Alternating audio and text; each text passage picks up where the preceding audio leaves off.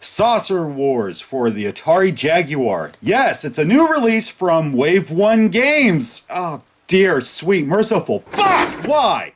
You may recall the first and what I thought would be my last game of theirs I critiqued, Jag Zombies, also for Jaguar. For those of you that may have missed out on that video and don't care to endure its 10-minute runtime, I feel it's a broken game teeming with more bugs than your daddy's dick forest. Faulty hit detection, issues with proportion and perspective, horrid audio plagued by distortion and inconsistent volume, randomly crashes when switching out weapons, a final boss that may as well be a cardboard cutout, it doesn't save your score, and finally, there's no fucking pause feature. In short, Jag Zombies is hot garbage. I shared my feelings with Wave 1 Games, otherwise known as Jeffrey Johnson, in private, and he took it rather well. This was not the case in public. Jeffrey said that I expected too much from the game, and that I was just bashing him to get views. What I said was that enemy encounters should have been scripted, and that you should be able to interact more with the environment like Chiller. That is what I said. Since then, I swore never to review another Wave 1 game ever again. Then, he sent me this message on Atari Age. Hi Andrew, I want to send you a copy of Saucer Wars on green cartridge because I used many of the ideas you gave me with your analysis of Jag Zombies. If you choose to review it on Mastercast, that's up to you. You don't really have to because I'm also sending Second Opinion Games, The Immortal John Hancock, and the Video Game Critic copies. In any case, I am confident that you will at least get a game that you can enjoy, and honestly, I just want to share it with you. Like I said, I used several of your ideas you gave me, but you will see. But yeah, I am 100% sure you will enjoy the game. It's my masterpiece. So I said, fuck it. Here it is, folks. Saucer Wars, absolutely free. What a treat, too, considering he's selling this game for $79.99. Once you throw in shipping, it's a staggering $85.84. What the fuck? I realize mass-producing cartridges can be pricey. That, and I get Atari Age sells games like Astro Storm and Rebooteroids for $70 a pop. But Atari Age is second to none. That's not bias, it's fucking fact. Their packaging is professionally made and presented, and there's a quality standard in place. How does Wave 1 Games justify this ridiculous price tag? So here's the box. The artwork is fairly generic, though not hideous. The description found on the back is recycled for the story introduction within the instruction booklet. How about the comic book? Yes, it comes with a comic both written and illustrated by Jason Green. Not a bad idea. Flashback had a comic, right? Yeah, well, so did Action 52. It's poorly written, and the artwork's amateurish. The story centers around a scientist, Milo Marslander, trying to convince his government that an alien invasion's imminent, but they don't believe him. Why don't they believe him? Why is he convinced it's an alien invasion? I have no clue, since the comic didn't care to mention it. Anyway, Milo walks off in defeat, back to his lab and that experimental fancy laser turret he built. Suddenly, Milo and his turret are sucked into a warp gate and spat out onto a random street where the invasion has begun. It's all pew-pew from there. The compositions and framing work, but the actual drawings look like doodles. Line work is sloppy, and anatomy is a tad questionable at times. The color doesn't help. It actually looks worse than had they left it black and white. Bit of a waste, but that's Wave 1 Games for you. I already know what some of you are thinking. What do you know? Have you made a comic before? If you are, then let me ask you this. Would you pose the same query had I applauded the comic? Really, I'm no more qualified to praise than I am to condemn, but would you accept my opinion then if it fell in line with yours? If the answer's yes, then you're a fucking hypocrite. Now the cartridge. It's green. Nice. Oh, the logo has voice and shit. I guess Jeffrey's stepping it up. Then we're immediately thrust into a cinema. I should put that shit in quotes because it's a bunch of saucers flying around like a DVD screensaver atop a dull backdrop. You know what? Why am I watching this? I got the story, so I'll just skip it. What? I can't skip it? That's right. Every time you boot this fucker up, it will hold you hostage for 30 seconds before you're allowed to press a button. Wonderful. We have the main game and practice mode. I know what to expect from this shit, but may as well see if it even works. I'm blasting balloons. Okay. Wow, my crosshair's telling me I can blast something that's not even there. So you just have to be close to the target. The game doesn't require pinpoint accuracy. Or does it? Good to know hit detection's improved, right? Fuck this, let's get to the main game.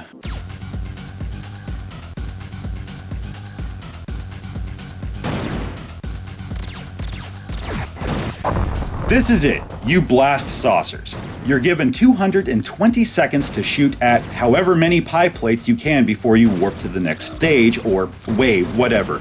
Your blaster can overheat, so don't get too trigger happy. Shields will replenish with every abductor you perish, and that's it. Do that for 220 seconds and have fun.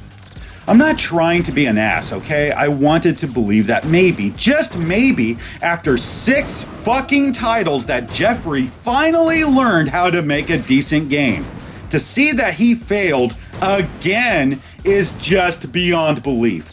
I'll be fair and say that it is better than Jag Zombies. You can move the screen left and right as if you're sitting on a turret. That's good. There's parallax scrolling, which aids the illusion of depth. However, if you've played Fast Food 64, Jeffrey's second Jaguar release, you already know this is just VR mode with UFOs instead of food. In a later message, Jeffrey said that he really wanted to push the system in both visuals and sound. First of all, you're not going to push the system using the Raptor basic software. That's a direct quote from the guy that developed it, okay? Jaguar's native tongue is assembly, and the basic software limits your options in exchange for ease and expedience. Already, he's full of shit. And the music. Yeah, it's a collection of 3-second loops that never end. This first track sounds like the Mortal Kombat theme can't get started.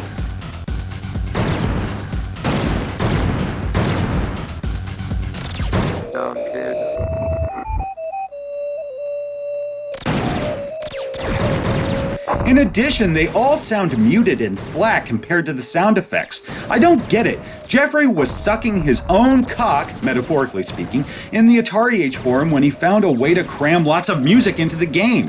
You meant a lot of loops that aren't even that long or plentiful? If they're just samples that loop, then why not have them loop and only take up less than half the available space? Just what the fuck did you do? Second, it's Fast Food 64 meets Jag Zombies without food and the pretense of it being a light gun-inspired game. How is this your masterpiece, Jeffrey? Let us look past the obvious problems, like the music and the inconsistent hit detection.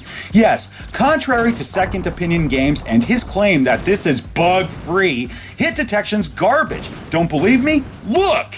If you want to split hairs and say, that's not a bug, it's poor coding, guess what? That's the same fucking thing! You think this was done intentionally? No! Jeffrey, in classic form, was being lazy and banked on nobody noticing or caring. This may shock some people, but I fucking care. Let us try and concentrate on gameplay.